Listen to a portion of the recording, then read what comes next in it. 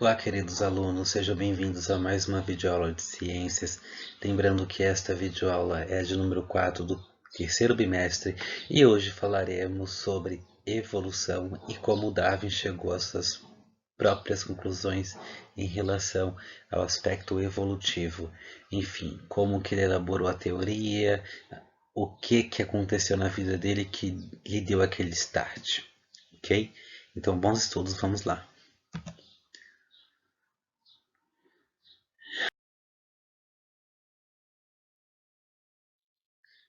Ao final desta aula, o aluno será capaz de conhecer processos evolutivos em nossos antepassados e, é claro, entender como Darwin chegou às suas conclusões através de viagens e observações. Ok?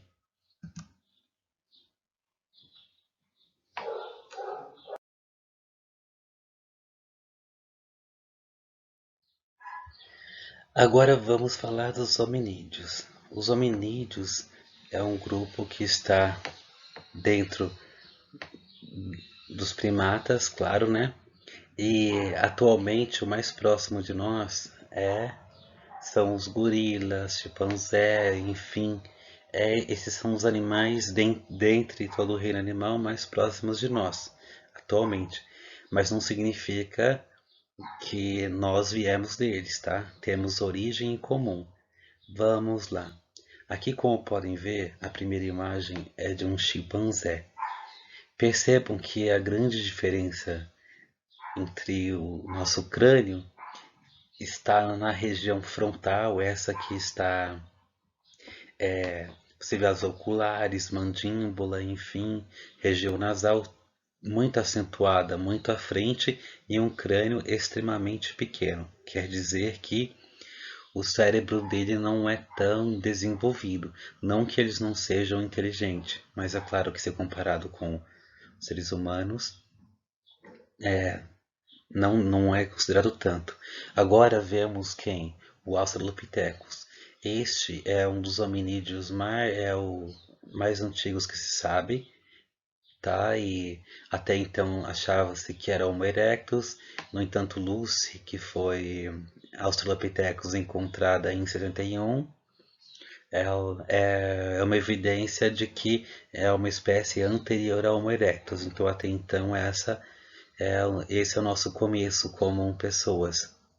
Agora temos o Homo habilis, ah, como podem perceber, entre Lucy estava muito próximo no aspecto morfológico, no formato, na frontal do crânio e, e no crânio de modo geral, vocês podem ver que existe uma grande diferença. Você vê que o espaço para o cérebro do Homo habilis é um pouco maior que do Australopithecus e do Australopithecus maior que o do macaco, quer dizer que tem um cérebro maior. E a frontal é um tanto mais adentrada. Aqui, como podem ver, temos o Homo erectus.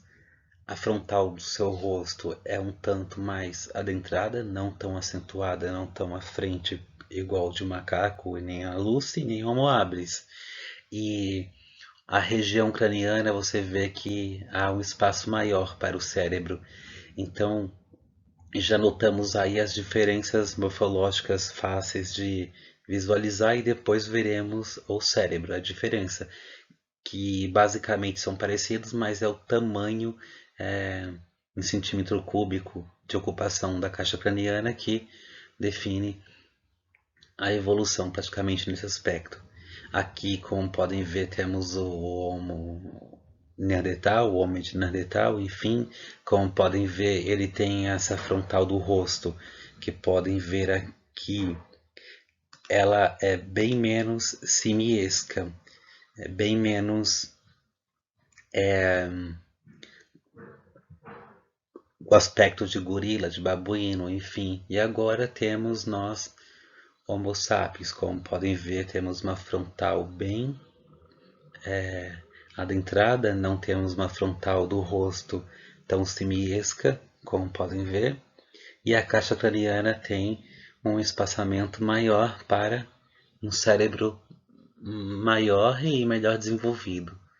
Enfim, dentre outros aspectos, enfim, mas a evolução não significa que estamos melhorando. Depende muito do ponto ou do ângulo que se olha. Exemplo, se considerar nossos sentidos aguçados, enfim, percebemos que perdemos muita característica.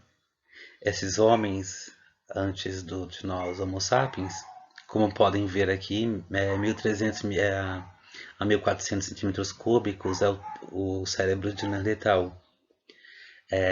Aqui, desculpa, de um Homo sapiens, aqui de Neandertal 1400, 1450, enfim, você vê que vai diminuindo até chegar em Australopithecus, o espaçamento. Mas voltando a falar, se você comparar características de caça, de percepção, de sentidos, perdemos muito no decorrer da evolução. Entende? A evolução nem sempre é benéfica. Você obtém coisas, mas deixa de obter outros recursos. Enfim. E voltando a falar sobre aqui 700, 800 centímetros cúbicos, isso é em relação ao tamanho do cérebro ocupado na caixa craniana, ok? É o espaçamento que ele ocupa. Como podem ver, essa estrutura, esse requisito na evolução acabou melhorando, se tornou complexo.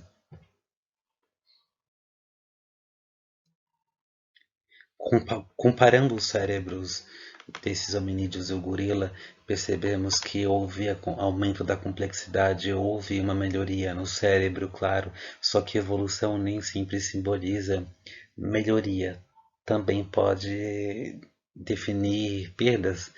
Se você comparar o homem caçador, que tinha seus sentidos aguçados e hoje em dia nem tanto. O homem hoje está engordando, está tendo uma saúde debilitada, enfim. Como podem perceber, em questão de tamanho, os cérebros são esses que estão aí. E ao começo de tudo, o chimpanzé, que é o animal atual, para perceberem essa dinâmica em relação aos antepassados. O aumento do Australopithecus para o habilis, do Erectus em relação a habilis, Neanderthal em relação a Erectus e, é claro, do Homo sapiens em relação a Neanderthal.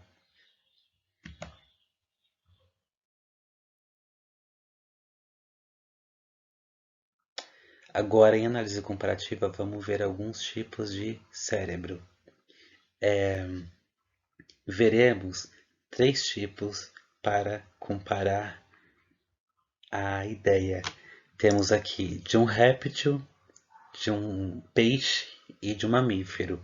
No caso, lembrando que também pode haver esse tipo de cérebro é um tipo de mamífero, mais complexo desse jeito, somente o do homem, ok? Essas estruturas em amarelo que você está vendo aqui no peixe, por exemplo, ela corresponde ao lobo olfatório, ou seja, com relação a sentido, ok?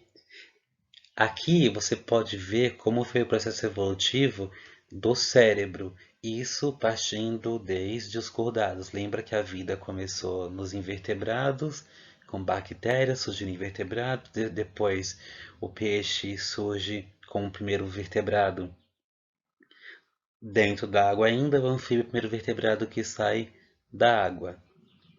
Enfim, todos os passos foram esses até chegar no nosso cérebro. Como pode ver, essa região amarela ela corresponde ao lobo olfatório que está em todos.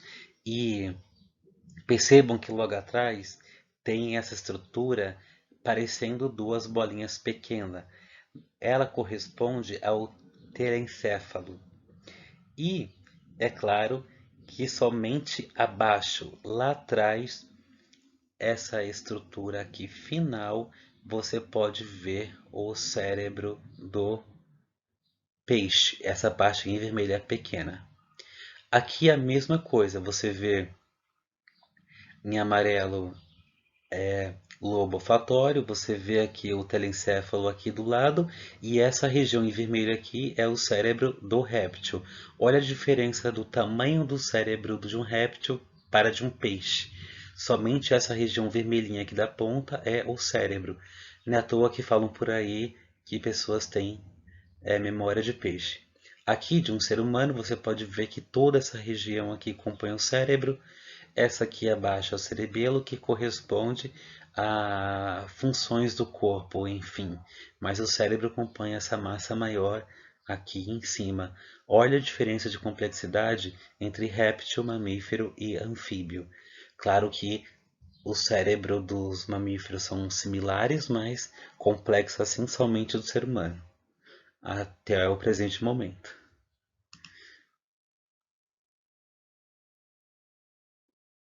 Agora, falando um pouco da viagem de Darwin, vamos tentar recriar as etapas e os processos dessa viagem toda que Darwin realizou na sua vida. Enfim, é, vejam que o barco já está saindo, enfim, que acontece? Darwin era muito jovem, tinha 25 anos de idade, tinha vontade de conhecer lugares, conhecer ecossistemas, bichos, conhecer plantas, ecossistemas diferentes. Ele sempre se interessou por história natural e, é claro, houve a oportunidade de trabalhar. Claro que eu não sei bem ao certo o que ele fazia nessa viagem, mas creio que estava envolvido com os negócios, que era a época das navegações, ele estava nesse navio e faria negócios nas regiões onde passava. E é claro que ele aproveitaria a estada nas regiões para estudar. Estudar o quê? Identificar plantas, bichos, enfim, relatar, desenhar, no caso, representar aquilo de forma artística, mais um artístico científico, e é claro as anotações, porque não sei se ele já pretendia na época, mas tudo isso ajudaria a elaborar sua teoria e, é claro, lançar os seus livros a respeito disso. Aqui é apenas um esquema para ilustrar como era o Beagle, quantas velas tinha, o seu tamanho e largura, enfim. Como podem ver, um navio de médio porte, um barco grande, um navio pequeno, chamem como quiser, enfim. Logo ao fundo, nesta sala, era o escritório de Darwin, aqui que ele ficava para fazer anotações, fazer desenhos, enfim. E é onde ele ia juntando as coisas, né? Era o espaço que ele tinha de estudo, a sua biblioteca. Era esta região do barco. E interessante é que, não sei se ele sabia disso, mas a viagem seria muito mais comprida do que ele imaginava, pois passaria em lugares, saindo da Europa, por exemplo, pelo norte da África, passaria pelo Brasil, Bahia, Rio de Janeiro, pela América do Sul, enfim, pelo outro lado da América do Sul, no Pacífico, enfim. E deste modo ele sai dando a volta ao mundo literalmente, pois ele sai do Atlântico e volta pelo Pacífico. Como podem ver, ele chega à Oceania, depois volta à África, América do Sul novamente e depois retorna para a Europa. Enfim, agora imaginando toda essa viagem, independente dos negócios que fez, do modo que trabalhou, imagine o quanto que ele avistou, o quanto que ele registrou, o quanto que ele anotou, o quanto tudo isso ajudou e auxiliou a, a chegar na teoria da evolução e a lançar a origem das espécies. Essa região aqui são ilhas que estão próximas, mas não tanto, em Galápagos. Vou falar um pouco de tentilhões. Uma das questões que levou muito Darwin a refletir sobre teoria da evolução foi este animalzinho, o tentilhão. Como podem ver, essas cores é a distribuição, neste caso é o tentilhão solo pequeno. Ele percebia que esses animais estavam distribuídos em regiões alternativas, eles tinham características alternativas, exemplo, eu tenho um bico duro para triturar grão, um bico fino para extrair vermes da árvore, enfim, eles estavam correlacionados àquele ambiente de forma adaptada e a sua distribuição também, embora seja a mesma espécie, mas de uma grande variação, que alternava aspecto como o voo e, é claro, o formato de bico.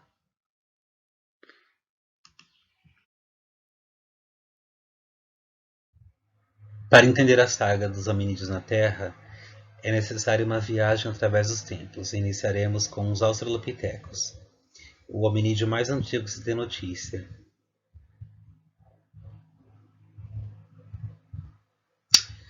A paleontologia é a ciência das escavações.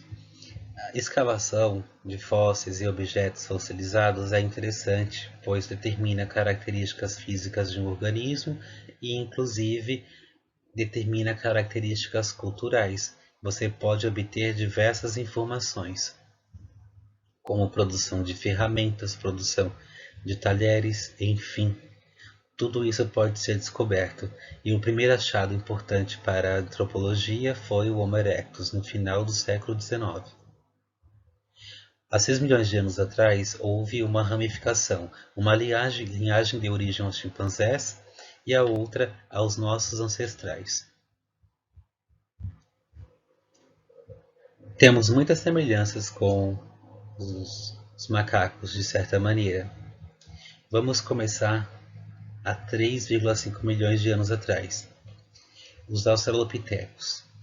Esses viviam em florestas úmidas, possuíam características morfológicas e fisiológicas em pés e mãos, como por exemplo dedos bem articulados para apoio, porque viviam em galhos como macacos atuais. Comia carne e outros tipos, e a dieta era bem balanceada. No entanto, eles tinham uma certa diferença dos macacos atuais e dos macacos da época. Embora seja parecido com o macaco, também há características bem humanas, como não utilizar apoio das mãos para se locomover. Também utilizava ferramentas, pré-ferramentas com objetos encontrados. Diferentemente dos Australopithecus, o Homo habilis vivia em savana. Era um período em que não havia muitas árvores naquele local. Então, na savana não há como subir em árvores. Então ele teve que ser mais ágil. E este produzia suas ferramentas para caça, inclusive. Agora, o Homo erectus possuía características interessantes. Digamos que um tanto mais inteligente que seus antecessores, produzia sons com a boca, mas não era um idioma precisamente, era mais uma espécie de ruído, mas para os outros tinha coerência, e com isso veio a dominância, a caça em bando, enfim, e de certa maneira são os homens das cavernas, que viviam em cavernas, e seus achados são em demasia por conta da característica do carbonato de cálcio estar presente nas cavernas, e isso inibe o crescimento fúngico.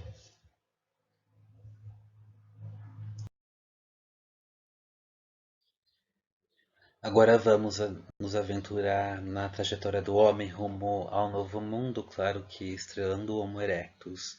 Talvez o primeiro a adquirir uma certa inteligência. Bom, Homo erectus apareceu cerca de 2 milhões de anos atrás.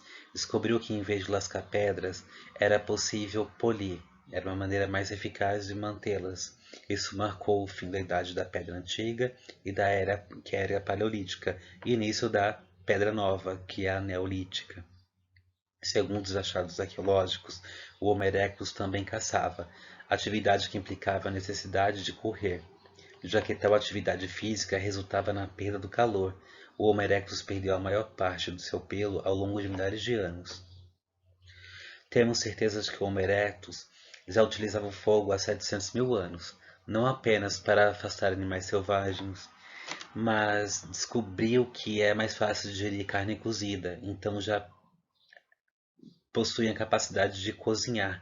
Devido a esse tipo de dieta, seu cérebro começou a ficar mais complexo, se desenvolver de certa maneira. E é claro, ele também possuía a característica de se comunicar, não do modo como falamos, mas emitir sons que tenham um certo tipo de coerência aos seus parceiros, como alguns animais fazem atualmente.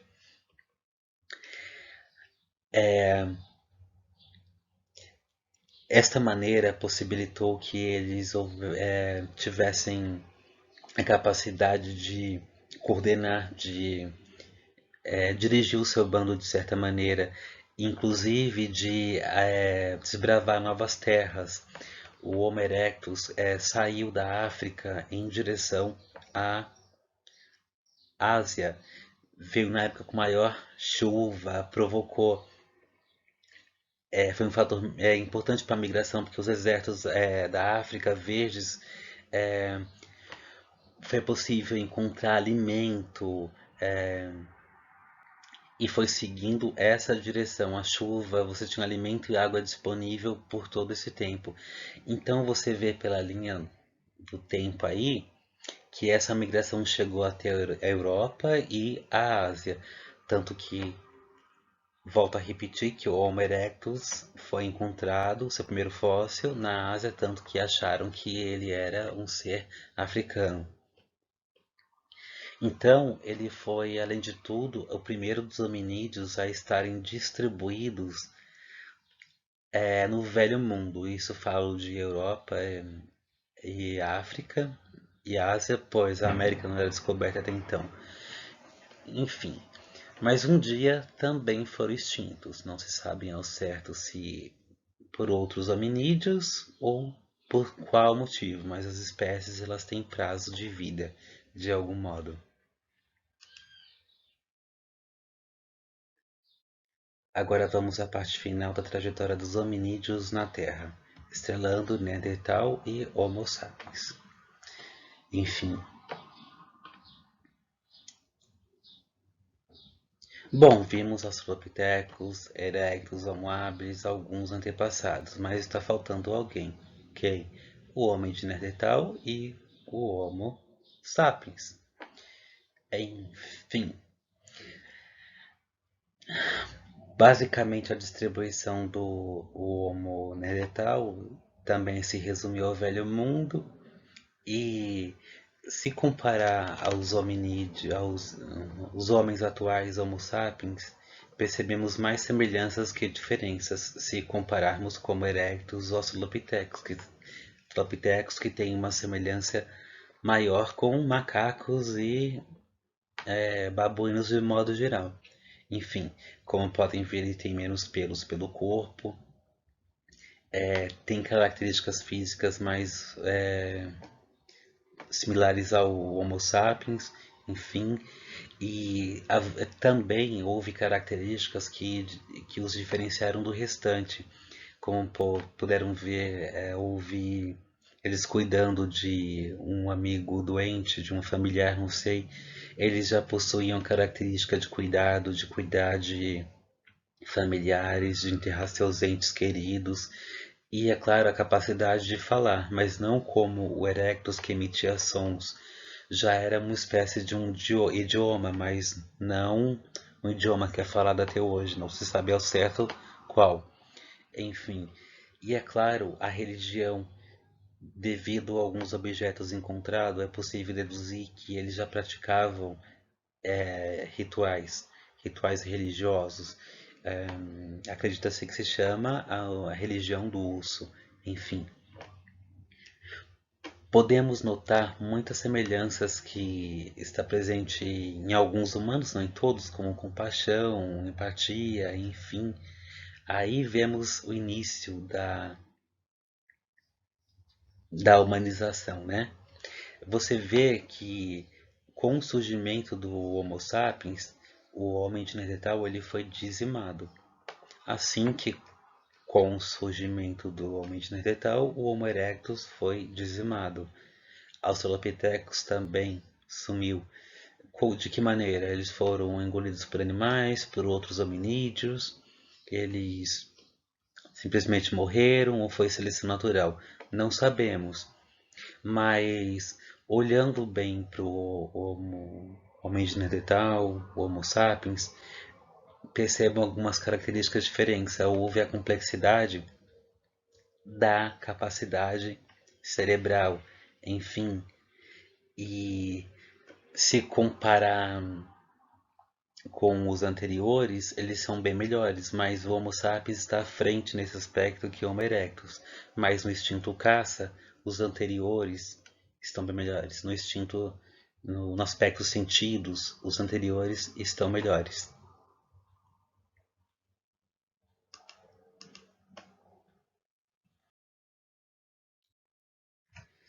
É possível encontrar informações evolutivas no nosso organismo? Eu diria que sim. Talvez por isso Darwin era um gênio.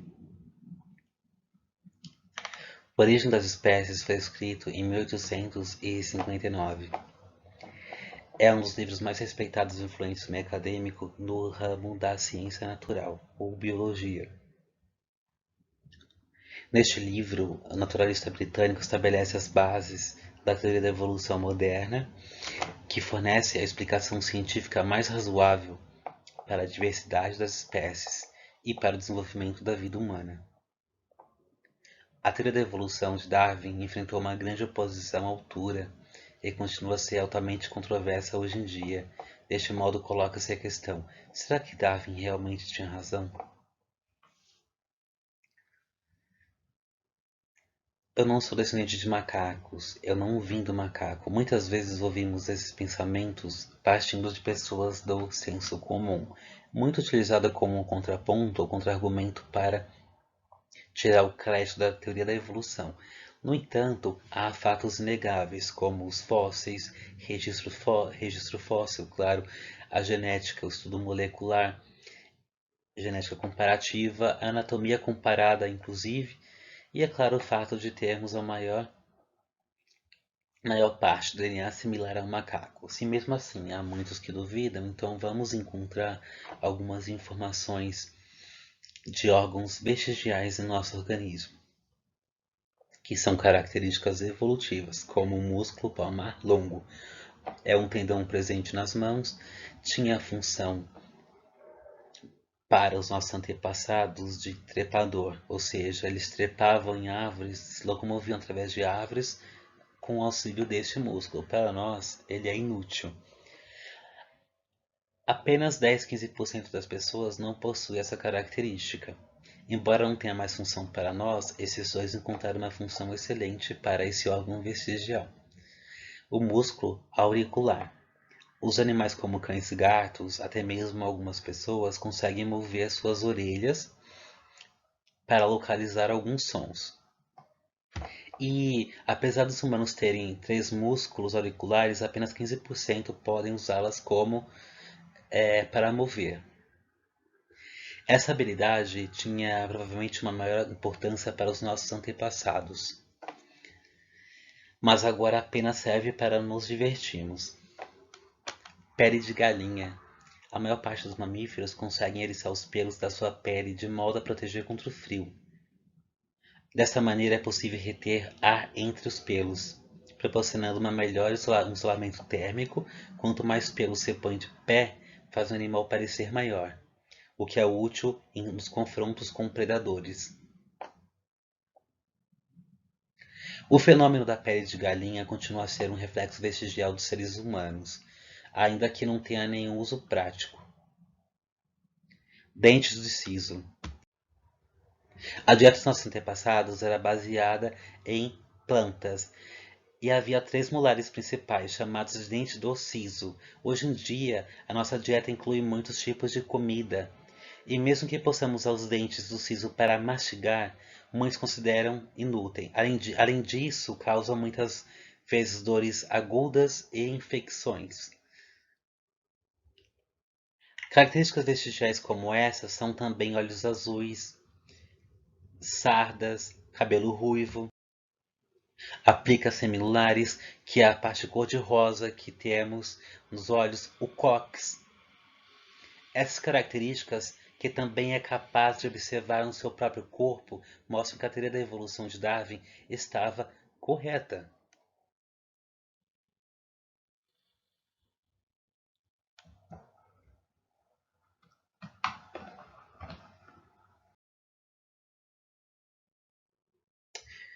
Então por hoje isso é tudo. Desculpa pela demora e pela aula talvez foi um pouco maçante, demorada, enfim, mas não se esqueçam de realizar as avaliações, se possível, façam o estudo de aprofundamento e qualquer dúvida podem mandar um WhatsApp livremente, em vez de enviar no grupo, atendo muito mais rápido.